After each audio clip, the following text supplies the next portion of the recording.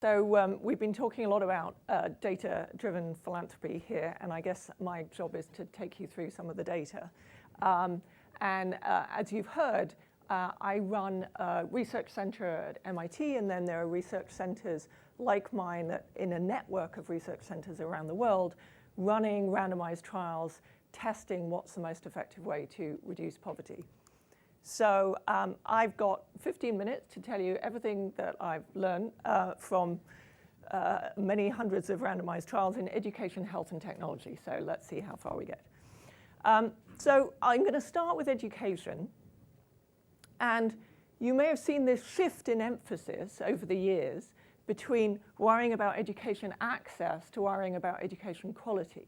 And that's because we've made a huge improvements in access to education. So well over 90% of primary school age children are now in school, and that's really a radical transformation, particularly in most of sub-Saharan Africa, where most adults never saw the inside of a school.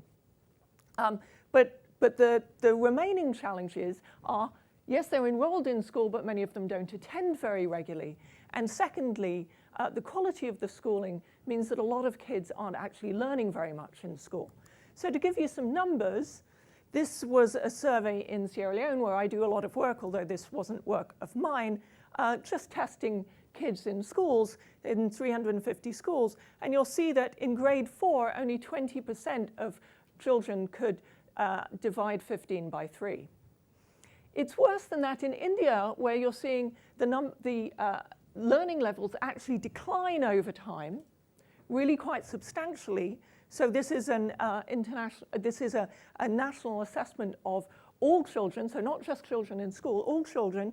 And you see the number that can read falling from 59% to 47%, and the number who can divide, this is of 5th grade children, the number who can divide is only a quarter. And this is despite the fact that the vast majority of Indian children are in school. So what's going on? Well, one of the things that's going on, again, this is data from a study in India. One of the things that's going on is this is the curriculum in math. So I've just plotted, where the 10th grade curriculum is and where kids are testing. So the kids are testing well below the curricula, and they're also really spread out. So within a 10th grade class, kind of the average kid is at about 4th grade math, and it's ranging from 2nd grade to 6th grade. So the teacher is facing often 100 kids in the class with this huge dispersion in learning within the class, and that just makes it really hard. And the other thing that's going on is they're so far behind the curricula, they really can't understand what the teacher is going on about. So what is effective in addressing this challenge? So in JPAL, we have 140 plus academics running randomized trials, and in education, we have 190 education trials all over the world going on. So what have we found from that? Well, the first thing is not to just respond to your instincts. So look at these 2 different classrooms in Kenya and in the UK. And the first things that jump out at you as being really different in these classrooms is, one has lots of equipment. This class doesn't have any computers. There's many more kids in the class, small groups in the English class. So there's more teachers, there's more manipulables, there's many more textbooks. There's a lot more stuff in an English class. So people's natural reactions when they go into these poor classrooms is, well, we've got to get them textbooks, we've got to get them Lego bricks, we've got to get them computers. So we've done randomized trials where we take hundreds of schools, and there's a limited amount of funding, and so we work with NGOs who are providing textbooks or money or manipulables, Lego bricks, to see whether those increase test scores. And the result is more textbooks don't work, no impact on learning. More teachers, no impact on learning. More computers in the classroom, no impact on learning. Just giving cash to these schools to spend as they like, no impact on learning. So don't be fooled by what your eyes tell you is different about what's going on. So I'm going to give you some results, some data on impact from these randomized trials. And I'm going to do it in education by looking at standard deviations, because that's the only way that I can talk about, compare the effectiveness in different trials. So 0.2 standard deviation means a child is moving from the 50th percentile to the 58th percentile. Another way to think of that is that's about as much as you learn in a year or two as a child. So it's sort of a year or year and a half's worth of learning is 0.2 standard deviations.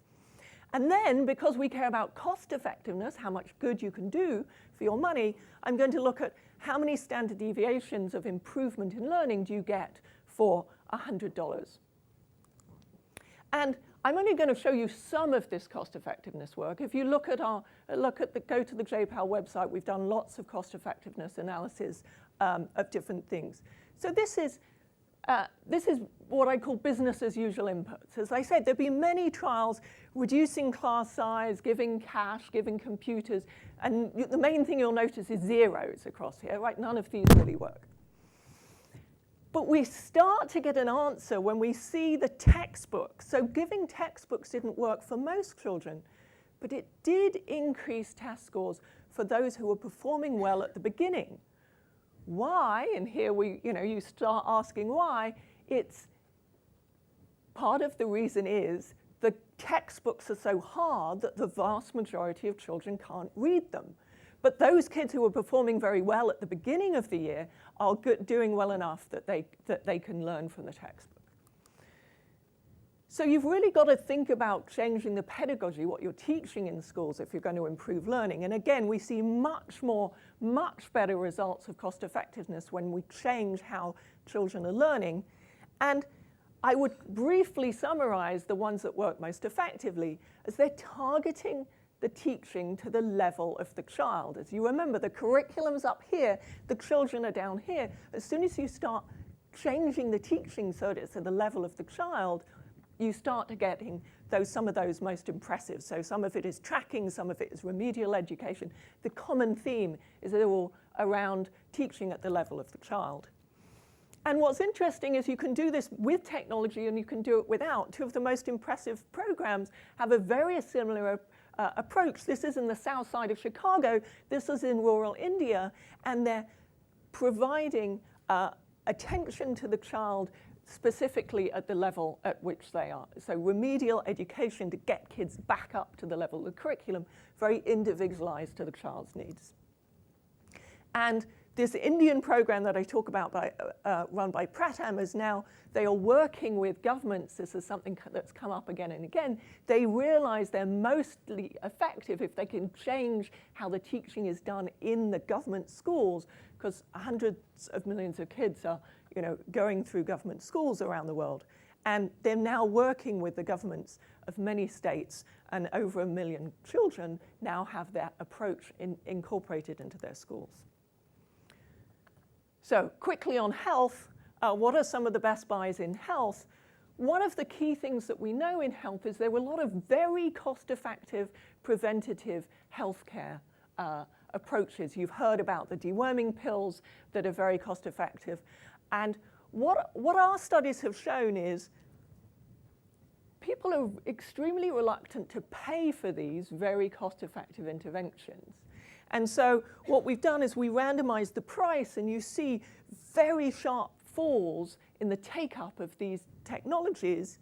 80% take-up if it's free, falling dramatically with only this along the bottom axis is 10 cents, 20 cents, 30 cents. So tiny amounts of co-payments, and you see really sharp drop-offs in payments.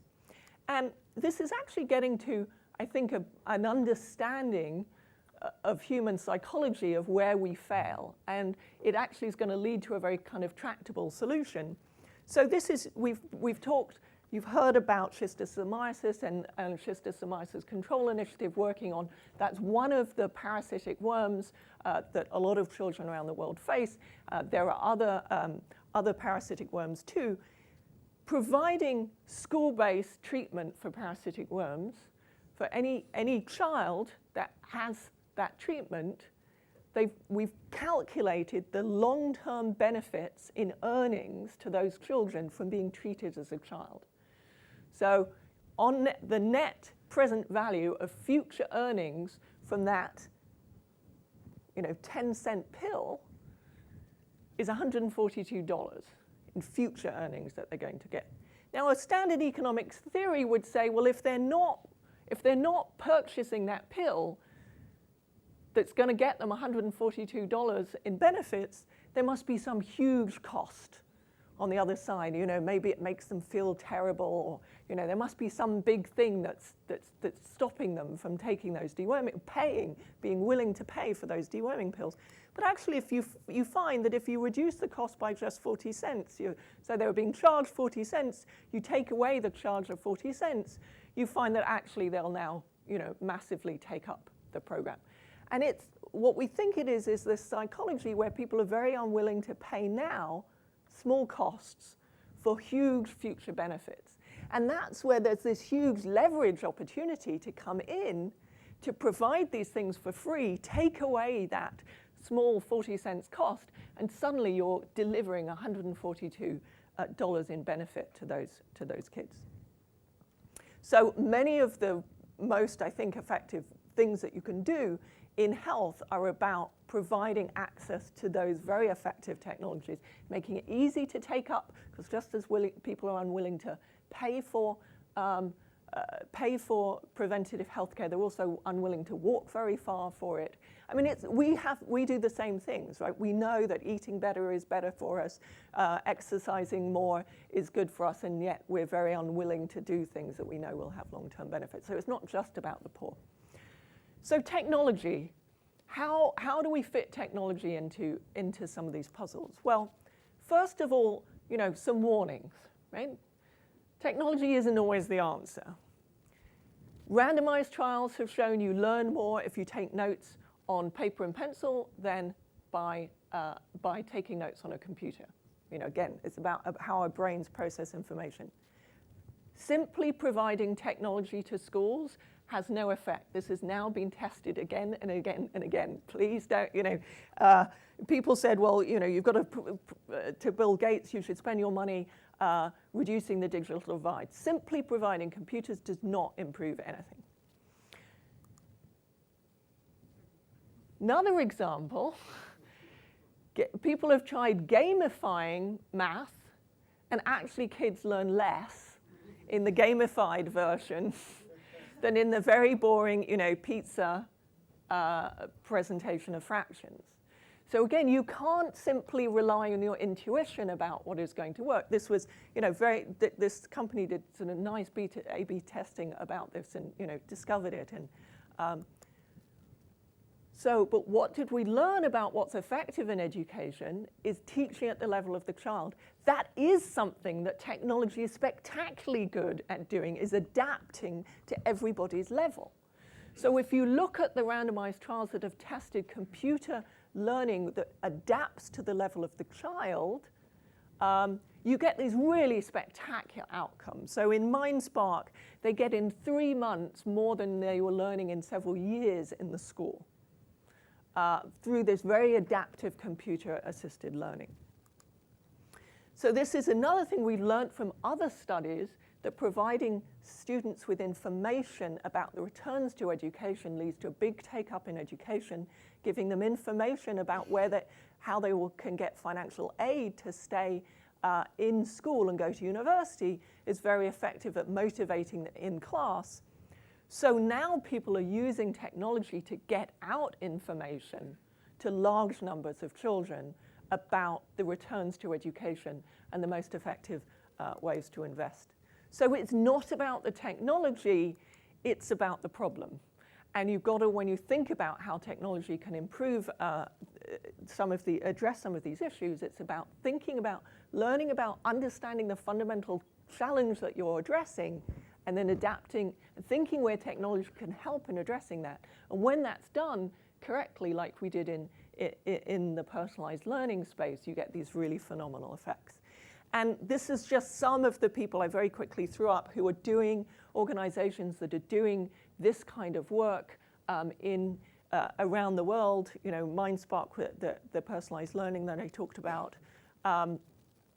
Some of these are working with governments to implement some of these ideas. And there's a hell of a lot more information available on our website, povertyactionlab.org, where we synthesize the results of literally hundreds of randomized trials, and also do cost effectiveness analysis of what's the most effective way of reducing poverty. Thanks so much, Rachel.